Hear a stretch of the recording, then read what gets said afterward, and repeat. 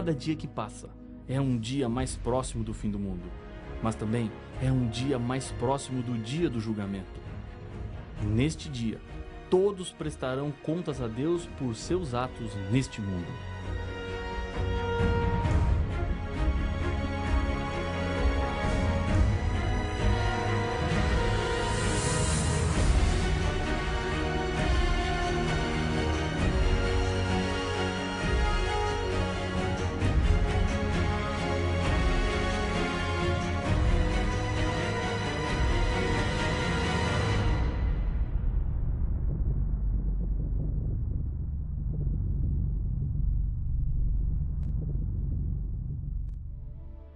No dia 27 de março de 2011, saiu o resultado de um julgamento que causou grande repercussão no Brasil.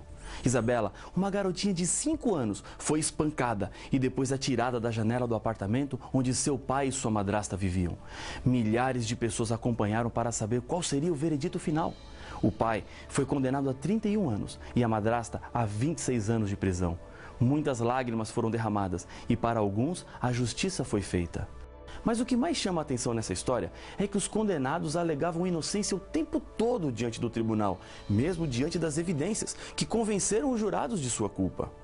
Jesus, no livro do Apocalipse, nos apresenta um julgamento onde todos os seres humanos comparecerão. Dessa vez, acontecerá um juízo universal com consequências eternas.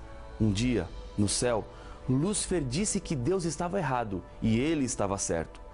Deus deu tempo para que a verdade fosse provada e ele se arrependesse, mas isso não aconteceu. Chegará o tempo onde todas as acusações contra Deus, os resultados do pecado e das escolhas erradas que os seres humanos fizeram, devem ser julgados. O Apocalipse fala de um anjo voando pelo meio do céu que anuncia: temei a Deus e dai-lhe glória, pois é chegada a hora do juízo. Apocalipse capítulo 14 e o verso 7. O capítulo 14 do Apocalipse apresenta a mensagem de 3 anjos que nos leva a contemplarmos a cena crucial no grande conflito existente entre o bem e o mal. O anjo que faz o anúncio do juízo é o primeiro. Esses anjos, na verdade, representam todos os servos de Deus que estão empenhados na tarefa de proclamar o Evangelho. Jesus deixou essa missão de pregar o Evangelho para todos os seus discípulos em todos os tempos. Isso significa que existe um povo especial que tem uma mensagem especial para ser dada a todos os moradores da terra. Quando a Bíblia fala sobre o juízo final, refere-se a 3 fases ou etapas. Primeira, juízo de investigação, que acontece antes da volta de Jesus a essa terra para buscar os seus filhos fiéis. É um juízo de vindicação. Segundo, o juízo de comprovação, que acontecerá no céu durante os 1000 anos, onde cada um dos salvos confirmará a justiça de Deus. Terceiro, o juízo de execução, quando todos os infiéis a Deus, inclusive Satanás e os seus demônios, receberão a condenação final, que será a morte e a destruição eterna. Esse juízo acontecerá no final dos 1000 anos. Vamos voltar ao texto de Apocalipse capítulo 14, verso 7.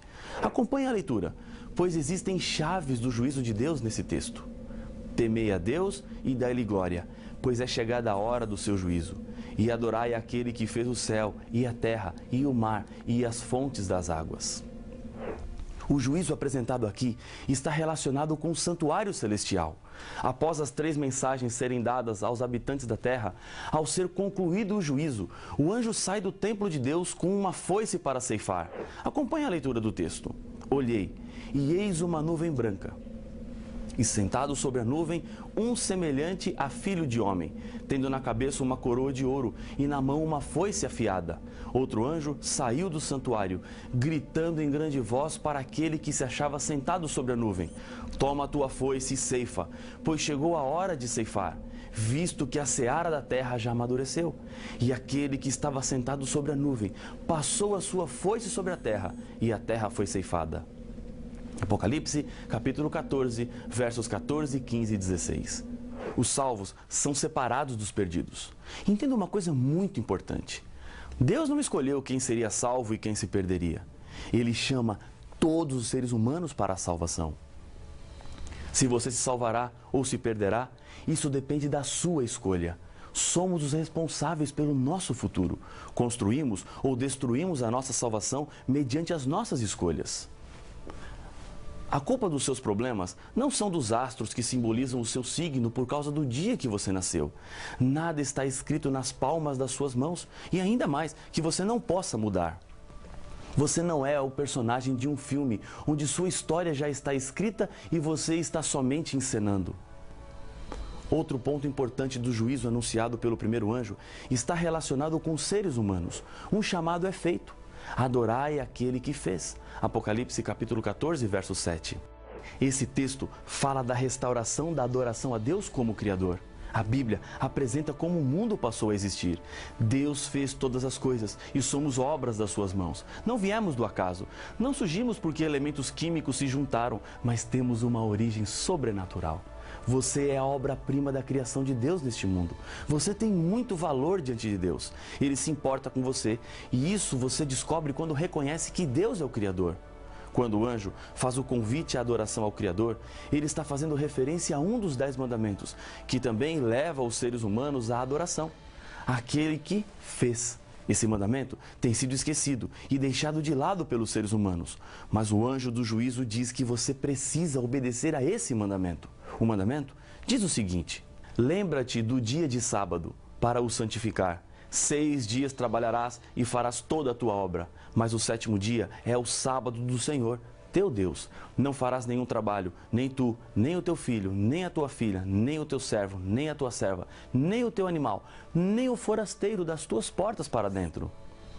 Porque em 6 dias fez o Senhor os céus e a terra, o mar e tudo o que neles há, e ao 7º dia descansou.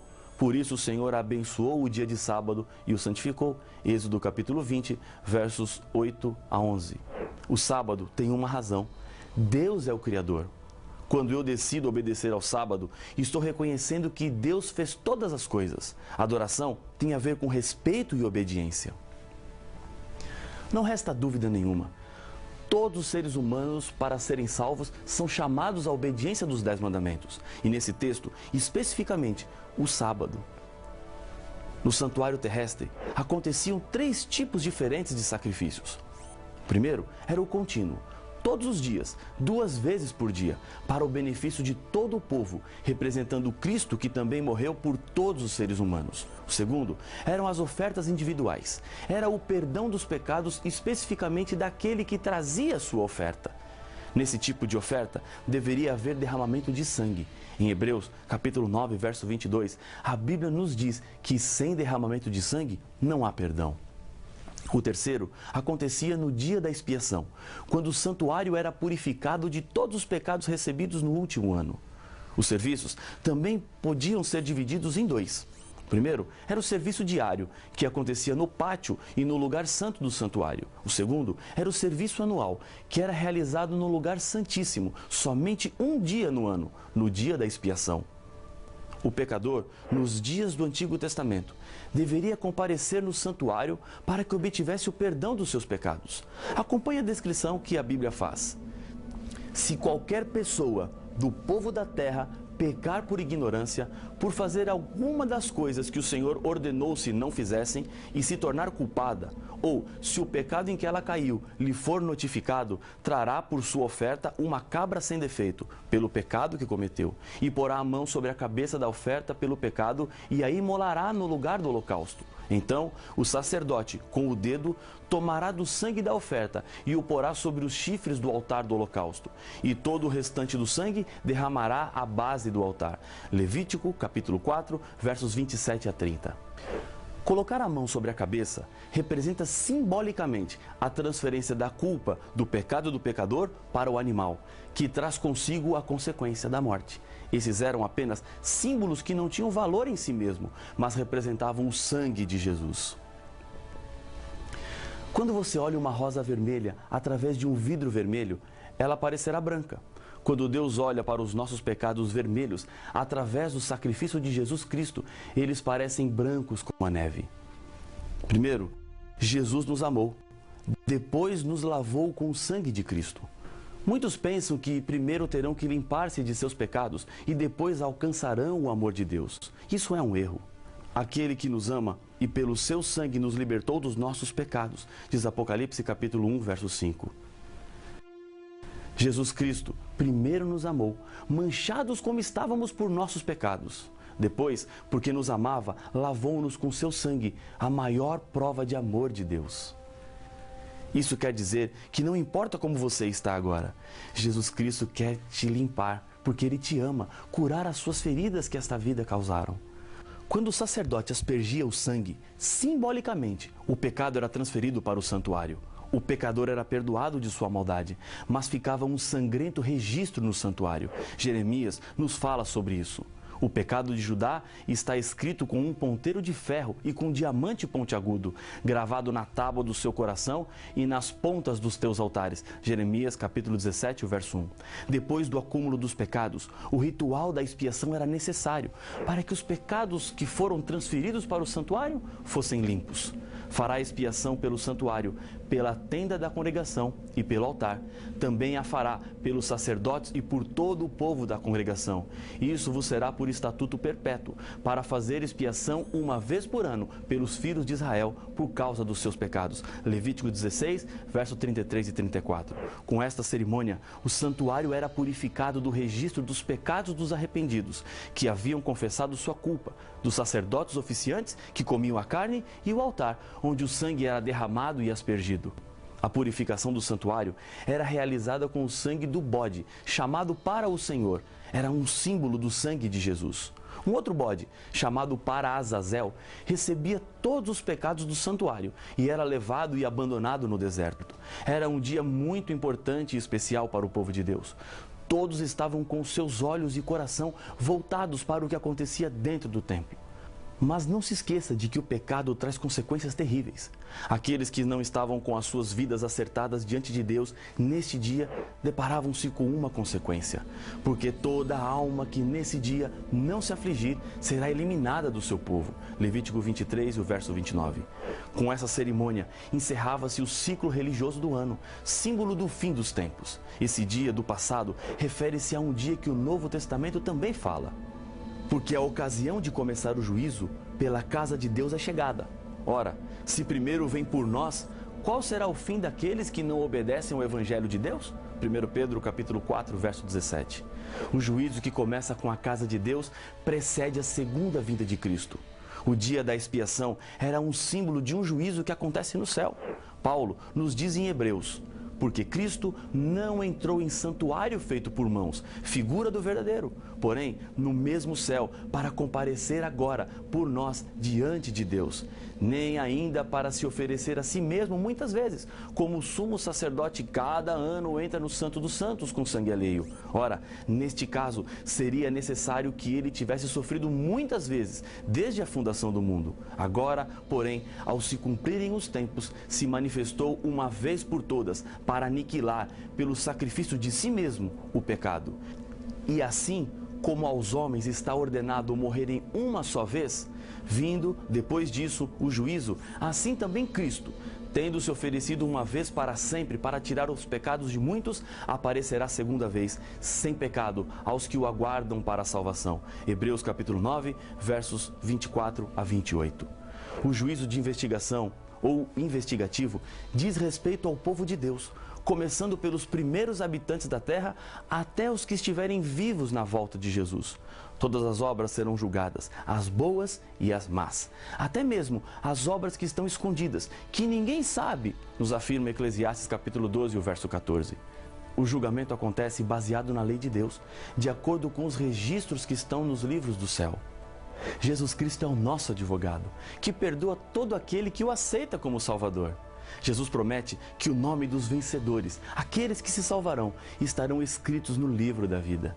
No final do juízo investigativo, o destino de cada ser humano estará decidido. Esse juízo investigativo é necessário para todo o universo. É uma oportunidade para comprovar a justiça e a misericórdia de Deus. O planeta Terra tornou-se espetáculo para o universo todo criado por Deus. Assim como a Terra e os outros planetas giram ao redor do Sol, assim como o nosso sistema solar gira em torno do centro da Via Láctea, existem muitas outras galáxias no espaço. A Via Láctea provavelmente gira com outras 25 galáxias ao redor de um ponto central. De modo semelhante, bilhões de outras galáxias participam desse incrível e grandioso sistema de rotação e translação, do qual o nosso pequeno mundo é apenas um pontinho. Mas esse pequeno pontinho tornou-se o centro do universo, porque foi aqui, neste planeta, que Jesus consumou a expulsão do pecado. Foi aqui onde, de uma vez por todas, Deus demonstrou seu amor e justiça eterna. Depois de sua volta à terra, Jesus levará os salvos para o céu. Aqui começará a segunda fase do juízo. Paulo diz: não sabeis que havemos de julgar os próprios anjos? 1 Coríntios capítulo 6, verso 3. Durante os 1000 anos, o povo de Deus entenderá mais do amor de Deus ao analisar os critérios que Deus usou para julgar o seu povo. O juízo de comprovação é necessário para todos os salvos. Vai nos ajudar a compreender a justiça e a graça de Deus. Isso gerará confiança em Deus, reafirmando a nossa felicidade eterna. A terceira fase do juízo acontecerá no fim dos 1000 anos. Dessa vez, o mal será destruído para sempre. Os ímpios, que morreram por causa da volta de Jesus, ressuscitarão apenas para receberem a condenação. Lúcifer será destruído para sempre e o mal terá fim. O juízo executivo é o fim da rebelião trágica do pecado. Essa fase do juízo acontece para que a promessa de novos céus e nova terra sejam cumpridas. O Apocalipse nos descreve essa cena. Vi um grande trono branco e aquele que nele se assenta, de cuja presença fugiram a terra e o céu, e não se achou lugar para eles.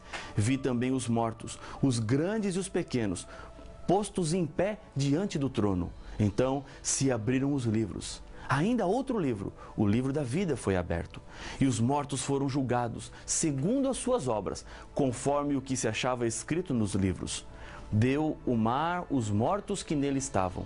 A morte e o além entregaram os mortos que neles haviam, e foram julgados, um por um, segundo as suas obras. Então, a morte e o inferno foram lançados para dentro do lago de fogo. Esta é a segunda morte, o lago de fogo. E se alguém não foi achado inscrito no livro da vida, esse foi lançado para dentro do lago de fogo. Apocalipse capítulo 20, versos de 11 a 15. Na época dos veículos puxados a cavalo, numa cidade do interior, um menino brincava na rua, quando os cavalos de uma carruagem surgiram em disparada. Os animais enlouquecidos corriam e a carruagem movia-se em grande velocidade completamente desgovernada, indo em direção da criança que brincava despreocupada. A mãe, ao ver o que estava prestes a acontecer, começou a gritar desesperadamente. Ela não podia fazer nada. O jovem que estava passando jogou a sua pasta de lado e com firmeza se jogou no meio dos cavalos e segurou as rédeas até que eles parassem. Ele ficou completamente machucado, mas o garoto estava salvo. 20 anos mais tarde, um jovem enfrentava um julgamento por graves crimes que havia cometido. No momento em que o juiz ia ditar a sentença, o jovem lutava mentalmente para lembrar-se de onde ele conhecia o juiz. Ele lembrou-se. No momento em que o juiz já estava começando a falar, seu rosto mudou, de angustiado para esperançoso, quando perguntou: doutor, não foi o senhor que um dia arriscou a sua vida lançando-se no meio de uns cavalos desgovernados que puxavam uma carruagem que passaria por cima de um garoto? Sim, respondeu o juiz. Trago cicatrizes no peito, nos braços e nas pernas. Elas são lembranças daquele dia. Veja, doutor, eu sou aquele menino que o senhor salvou há 20 anos. Já que o senhor me salvou uma vez, por favor, salve-me outra vez. Após alguns instantes em silêncio, o juiz respondeu: naquele dia fui seu salvador, mas hoje sou o seu juiz. Por causa da sua conduta, devo condená-lo. Jesus fez tudo para nos salvar, mas se não o aceitarmos como salvador, se não mudarmos de vida, ele será o nosso juiz e assim terá que nos condenar. Paulo faz um apelo: pois todos carecem da glória de Deus, sendo justificados gratuitamente por sua graça, mediante a redenção que há em Cristo Jesus, a quem Deus propôs no seu sangue como propiciação, mediante a fé, para manifestar a sua justiça, por ter Deus, na sua tolerância, deixado impunes os pecados anteriormente cometidos. Romanos capítulo 3, versos 23 a 25. Hoje, você precisa tomar uma decisão. Não há por que deixar para depois. Jesus está provando o seu amor para lhe salvar. Você não precisa mais sofrer. Não é necessário mais ter medo do futuro, porque Jesus está de braços abertos, prontos para lhe dar a vida eterna. Quer você se colocar diante de Jesus agora e receber das suas mãos a salvação? Eu sei que quer. E por isso eu quero convidá-lo a orar comigo. Senhor Pai nosso, obrigado pela certeza que temos do perdão, porque Jesus, o nosso advogado, intercede por nós e abre as portas da salvação e da vida eterna para cada ser humano. Aceita a nossa decisão, é o que eu lhe peço no nome de Jesus. Amém.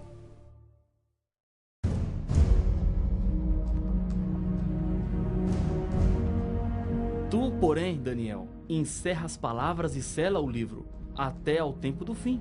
Muitos o esquadrinharão, e o saber se multiplicará. Daniel capítulo 12, o verso 4.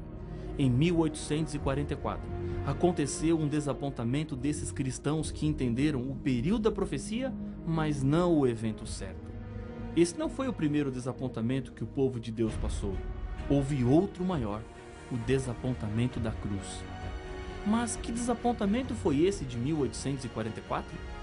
Talvez o mais importante. Qual foi o desapontamento da cruz? Para estas e outras perguntas, a resposta está no próximo episódio de Apocalipse, o fim revelado.